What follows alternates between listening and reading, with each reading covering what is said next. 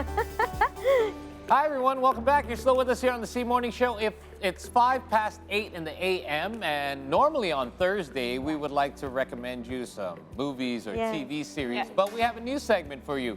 It's called Book Station, where today we're going to recommend you some of our favorite or perhaps some books that we are looking forward to read. So, guys, before we get started on our recommendations, you know, technology has changed a lot of things these days. So do you read, I see you have actual paperback books with you, but do you read ebooks as well? Yes, you of course. do as well, right? Which do you prefer? I guess both real book and ebooks has their pros and cons. Yes. Because with ebooks you can carry 5 books at a time. I see. So good for vacations, let's say. It's good for vacation, and you can read many books at the same time. What's the pro of paperback? Yeah, but the printed ones, I love the smell of the printed. Totally. The smell of a good book, right? Yes, and you can underline and everything. Oh, hello. I have a sample. Right? There you go. Okay.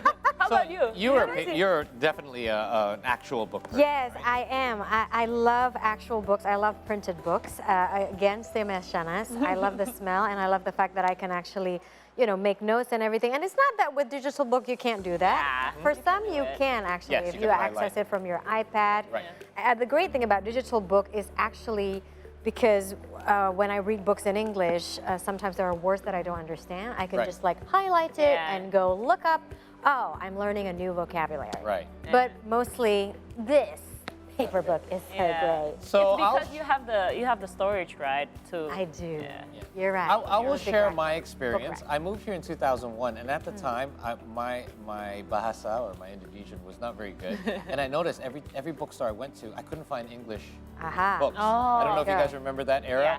And if you could, it was very expensive at the end, and it would be, and there was no such thing as like ordering online at the time. You remember QB Books in Sarina? I mean, it's close to Sarina. Correct. And that would be like probably the only place where you could find them. It would be very expensive as well. So I kind of lost touch with reading, and then starting a family and all that. But now I'm starting to fall back in love with reading again. It started during the pandemic when I started running out of things to watch online. And plus, can you, with 3 kids, can you actually finish a series or a movie? Well, that's the thing. I have to keep stopping all the time. Very With good. books, I can actually put a bookmark. I can remember exactly where I left off or stop at a certain chapter. And now that technology is here, I can do it on my tab. And now that, I'm like you, I don't have much space in my house as well. But now that I'm moving to a slightly bigger place, I have my own room.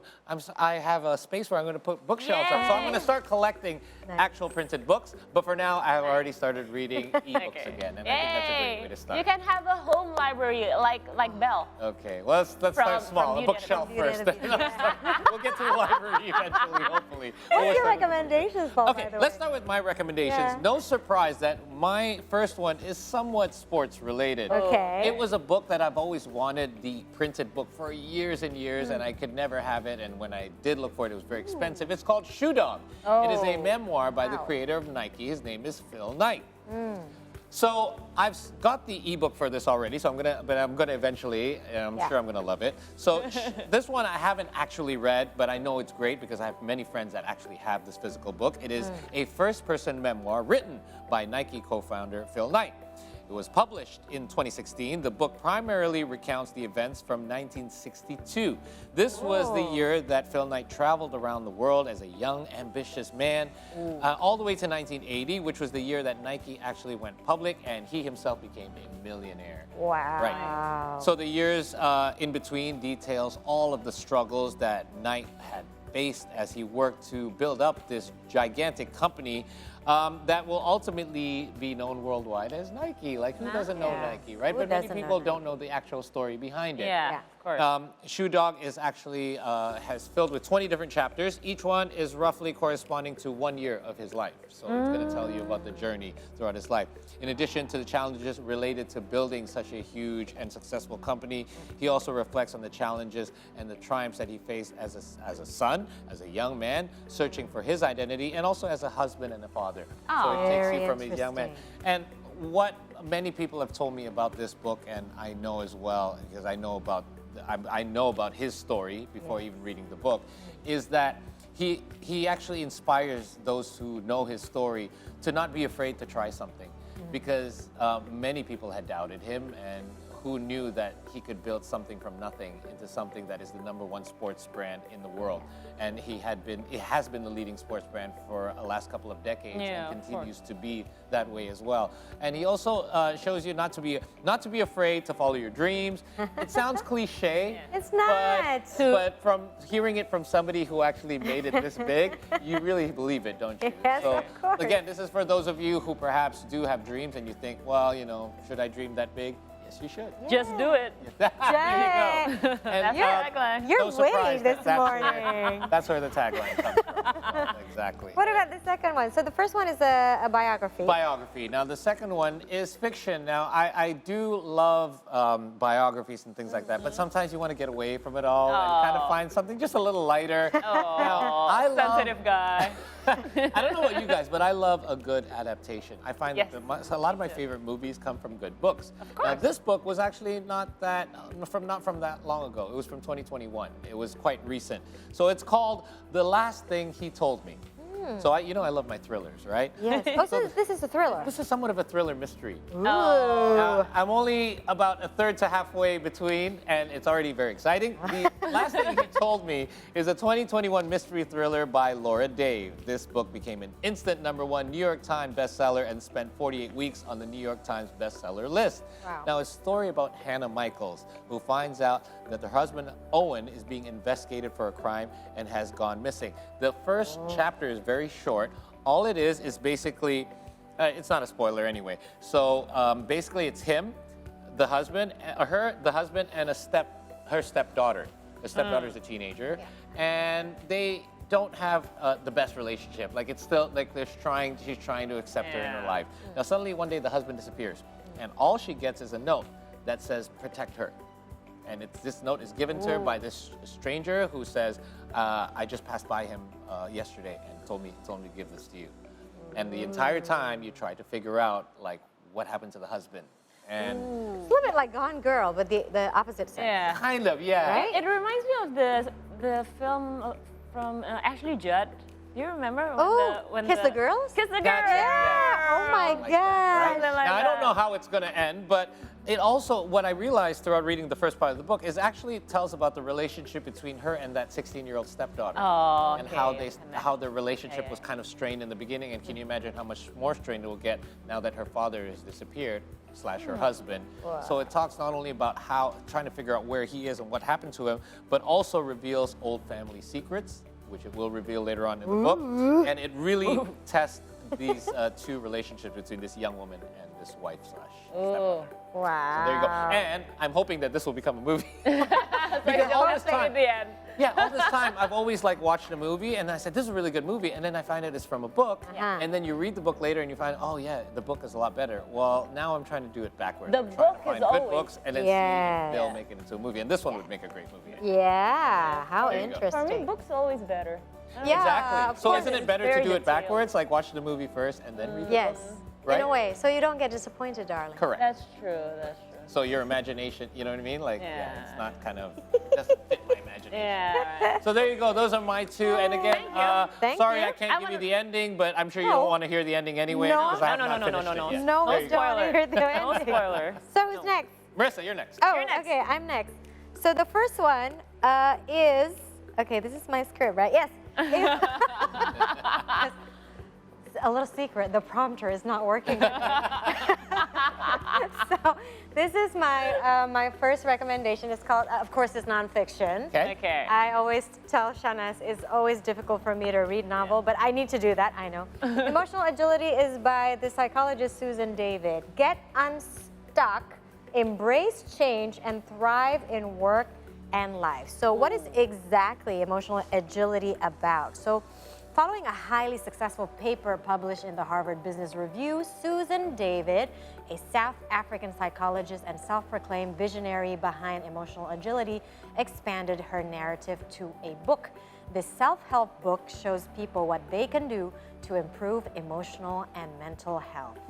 It helps them manage difficult feelings, cope with change and uncertainty, build fulfilling relationships, make positive changes, and live life to the fullest. So I've started reading this book. So this is the beginning. But why I bought this book was actually because I was listening to a podcast. It's one of the self-help podcasts.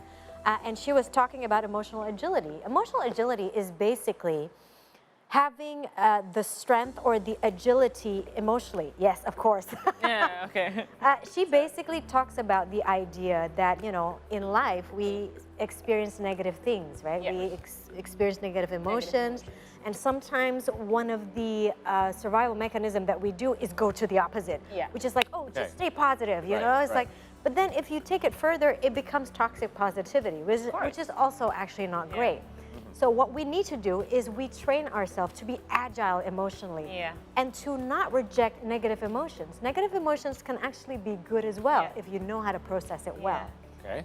So there you go. Yeah, I agree. I agree. It's, I'm finding it difficult to wrap my head around. Right. It's To embrace the negativity. yes. Yeah, to embrace negativity is So on board. right. You're so on board, right? I'm so on board because you need to learn how to be sad better. Yes. You need to learn how to embrace those negative emotions and just to let it flow because it tells you something. Yes. It will shape the way you are. Yes, exactly. Like, for example, depression, right? Depression, people would label that as something negative in their life. But actually, depression, according to Scott Peck, a psychologist, it is just a symptom or a sign for you to, like, it means that you need to make some changes in your life. See, it's actually something positive, right? And also, with negativity, if we have negative emotions, the more we try to reject it, the stronger it becomes. Right. Yeah. So when you just like open your arms, which is actually very difficult, to embrace sadness, it's very difficult. And sometimes, you know, for some people, it would take them, you know, 3 days, 1 day, 1 week, months to process it. But you need to allow to process it. Okay. I get what you said, but I guess the part that I'm trying to find it difficult to wrap my head around is that part of it. Like, will I be able to do that? It's hard to imagine myself doing it. That's the part. I think what we all need is probably just a little bit of courage and a little bit of faith within ourselves that we can do it. And a little bit of time. And a little bit of time. Maybe a lot. She says it with Maybe a lot. She says it with a lot of feelings. Yeah. A little bit of time. Time heals, bruh. Time heals, and that might be a cliche, but it's true. So that's the first one. Another nonfiction, this is a little bit chirpier. This is by Helen Russell. She's actually a female magazine journalist. Okay. The Year of Living Danishly. Believe it or not, I've heard of this book. Yeah, right? Yes. It is so cute. Let me just get my script here. Uncovering the secrets of the world's happiest country, which is Denmark. So Helen Russell worked for a large publication in London when her husband suddenly was offered a job, probably one of the best jobs in the world, at Lego in Denmark. Oh, fun. I know, right? It's like, how can you say no to Lego? It's like, honey, I have a job at Lego. It's like, shall we move? I guess yes. So they decided to accept the position, and Helen became a freelancer. So initially, they went for a year, but towards the middle of the book, this is a bit of a spoiler, her husband was offered an extension. Now, the fact that Denmark has been identified as probably one of the happiest country or the happiest country in the world intrigued Helen. So, you know, not having a job there, but becoming a freelancer, she has decided to find out whether this applied to everyone she met in Denmark and why the people there are so happy. So the book pretty much covers her research and main findings, but in a fun way. So she would weave her personal story. You know, like for example, the first chapter, she was basically telling the readers a story about how, you know, when she arrived at the airport and what sort of happenings that she experienced there. And then it would just go on and on and on. And she would divide the chapters by month. So from January till December. Like for example, there's the concept of hygge. What's that? In Denmark. Oh, yeah. You're familiar, Shahnaz? Yeah. There's a book about that also, right? Exactly. Plenty of book about hygge. Hygge is basically a kind of feeling. It's the feeling of coziness that the Danish try to create. For example, if you go to a Danish house, you immediately feel comfortable. Yeah. You know, the way they would put blanket on the sofa. It's very neat. The candles, apparently they consume, you know, they use a lot of candles. They're probably like the nation that uses the most candle there. So it's more like a mood. Yeah, mood setting. A kind of like atmosphere that they're creating. The chapters are so fun. Like, for example, forgetting 9 to 5. You know, it focuses on Done. how, how the Danes, how the Danish people work, and then what sort of leisure or languages, yeah, all that. So this is I need to borrow it from you. yes, this is definitely a fun nonfiction. Okay. If you want to know the secret of Danish people, how they become, or Denmark becomes the happiest country in the world. Okay. Okay. I've noticed that, so you mentioned that you're more into nonfiction. Yes. Why is that? I don't know. I think it's funny though, Paul, because somebody asked me the same question some time ago, asking, how come you don't read novels but you watch films? I mean, Yeah. it's like, obviously you enjoy You like fiction. stories. You Yeah. like a good story. Truly, if I think about it, I think I just like learning. I like through learn books. through nonfiction. So you books. digest books better Yes. when you're learning, Yes. opposed to when you're watching something that's more for entertainment. Yeah, and I think also with fiction, it's kind of tricky. I can enjoy fiction when it is well written. Well written, by well written, I mean it's clearly written. Right? Because some writers can just go with their own style. Yeah, and too many characters and stuff. Too many characters, or even the writing style confuses me. So Yeah. it makes it harder for me to imagine the film in my head. Because Yeah. when you read a fiction, you imagine it. Yeah. You Yes. imagine the scene. And in people your head, imagine right? different things. They could be reading the same thing. Exactly. Yeah. Like, for example, the novel Normal People by Sally Rooney. Sally Rooney, right? People just rave about it. Yeah, And I'm sure I it's love it. You love it, right? love it. What do you love about it? Just the drama. I love the drama. Just the relationship. And the and the Right? relationship. It's very complicated between those two. It is very complicated between those two. And you are so used to reading novel, Yep. right? But her style of writing, I find it hard to process. Really? Maybe it's just my brain. Got it. Okay. Right? I love those recommendations, by the Yes, way. thank One's you. like a bit of a heavier read and Yeah. involves more in-depth thinking, Yeah. and the other one's a little more light and fun. Yeah. Light and fun. All Light right, and fun. which leads us to you. Yay! Shahnaz. Only me. Right. I'm What have you I'm got? the last one. Okay, so this is my book recommendations. One of them is the classic one. Ooh. Okay, I'll start with this. The first one is The Alchemist by Paulo Coelho, and I read this annually every year. Ooh. I don't know why I kept coming back to this book, because every time I read about this book, it gives me new perspective in life. I don't know why, because it's actually a fable. This book tells about this boy called Santiago. So combining magic, mysticism, wisdom, and wonder into an inspiring tale of self-discovery. So this book, The Alchemist, has become a modern classic, selling millions of copies around the world and transforming the lives of countless readers across generations. Paulo Coelho's masterpiece tells the mystical story of Santiago, an Andalusian shepherd boy who yearns to travel in search of a worldly treasure, and his quest will lead him to riches far different and far more satisfying than he ever imagined. This And reminds me of Puss in Boots, the latest one. Santiago? Have you seen? No, I haven't So saw that one. I think probably it was inspired by your book. Sorry. Maybe. Yes, yes. go Maybe, I don't know. But yes, the thing that I love about this book, yeah, every time I read about this, I just, I discover something more, and I discover that, you have to search for that dream. You have to make it true. You have to be true to yourself. What And would that's be what I one love thing about that you learn upon not the first read, but like on your second read? Yeah. I don't know. You read it every year. I read it almost every year. Right. Almost. Yeah, 2 years. So the last time you read it, what sort of revelation did you? I discovered that I need to enjoy the process. Okay. Because like it's not about finding the treasure, because here he's trying to find the treasure that he believes buried underneath the pyramid. Right. But along the road, he discovers so many things, and he met so many people, and the connection that he's built with these people is amazing, and the experience is amazing. So I think this year, the revelation is, just to open yourself up to any kind of experience, and the people that you will meet. Yeah. And you can learn so much about them. Yeah. That's lovely. Oh, I'm buying it. Okay. Yeah, thank you for that recommendation. You need to buy this because I bought this in 2015. It's Every so time I cute. buy a book, Yeah. I put the date. date. in Hello, there. I'm the same. It's right here. 2023. Okay. This So one is what would be 2015. your reasoning behind it? Oh, Putting but the date on. you Just putting so it you in- remember Yeah. about it. Yeah, it's actually, I learned it from my dad. Because my mom does the same thing, so I'm wondering why you guys do this. See? Yes. It's from my dad, and I quite like it. Okay. I I think like it's- going back. Yeah. It's the pact of, you know. Just a where- reminder of where yeah. you were at your point in that point in your life. when That could be Maybe, it. That could be maybe. it subconsciously. Yeah, maybe. Okay, so now Next up. my second recommendation.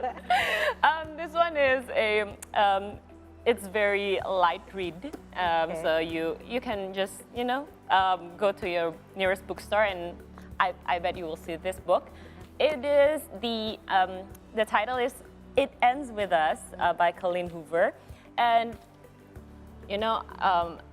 I'm at chapter 30. I Whoa. only have 5 chapters left, and I just don't want this to end. I'm so sorry. Why? Because it's so good. It's so good. This is a 2016 romance novel that tells the story of Lily Bloom and her doomed romance with Ryle Kincaid, and traces her past history growing up in an abusive home, and her fall into an abusive relationship and her escape from that relationship. So based on the relationship between her mother and her father, Hoover described it as the hardest book she has ever written, but it is a very easy book to read. Wow. And I only read this for like 2 days, and Wow. When you it's say finished. easy, what do you mean? It's very light, the conversations You don't have are to think too light. much about It's a it. page Don't turner. think, Right. don't think too much about this. It's a page turner, and I don't know. I just like the drama, Okay. Wow, you Again- said that again twice with the already. Drama, again with the drama. What's the drama that is Okay. happening here? So the drama is about Lily is torn between 2 lovers. Yeah, okay. Atlas and Okay. also Ryle. And I don't know, I just like, this reminds me of 50 Shades of Grey, but the PG-13 one. So it's just, a light read, and you can just flip through the pages and, Yeah. you So lost yourself in the book. It's a little bit of romance. Romance. It's highly dramatic, I'm sure, with Yes. the 2 love interests. Yes, yes, yes, and yes, and yes. This So- reminds me of the Paper Palace. I forgot the name of the writer. It's another novel that was actually also reviewed in the Reese Witherspoon book club, I think. Yeah. Yeah. Now that's where I get my recommendation. Hey. Miss Witherspoon's book club. She's awesome. Great. I love it. And usually, by the way, Reese Witherspoon tends to, have books, read books, recommended in her book club, and Yeah. then make it into Yeah, a series or a produce. movie. Is that right? Yes. The She's awesome. where the crawdads sing is actually Right. Yeah. Yes. That's another example of Her me watching the production, movie yeah. first and then finding out, oh, this was a great book. and then, I read the book first. Yes. It's so good. okay. Have you seen the adaptation? Did you like it? So did you? Here we go. Okay, Did you here like we go. the movie better or the book? I like the book better. See? We talk about the crawdads, where the crawdads sing. It's starred by Daisy Edgar Jones, Yes. right? But the book is very detailed, and you kind of, it has similarities with the film, but I don't know. The books just, you feel the connection of Kaya and being the marsh girl. Right. You feel like you connected with the environment. Ah, You feel like you're part of the environment. Yeah. Yeah. So, and plus, when it comes to a movie or a film or a series, you do have limited time. You're Yeah. not gonna- I think that's one of the biggest challenges whenever you do Yeah. an adaptation. And also, secondly, when you read the books first, you already played the film in your head. Exactly. Yes. You created your own film. Yeah. And then suddenly you watch the film. Of course, it's never going to be as good because Yes. you created your own film when you were reading the Yeah. book. Always better in your head. Always better in my Even head. though I love Daisy Edgar Jones. Anyway, so thank you for your recommendations, Thank by you, the and way. thank That was you. great. So hope that our viewers were able to find 1 or 2 titles out of the ones that we recommended that you will find to be a good read this coming weekend. In the meantime, we're going to take another short break here, you guys, on the C Morning Show. But when we return, we're going to recap some of our earlier news stories for you. So stay with us. We'll be right back after this.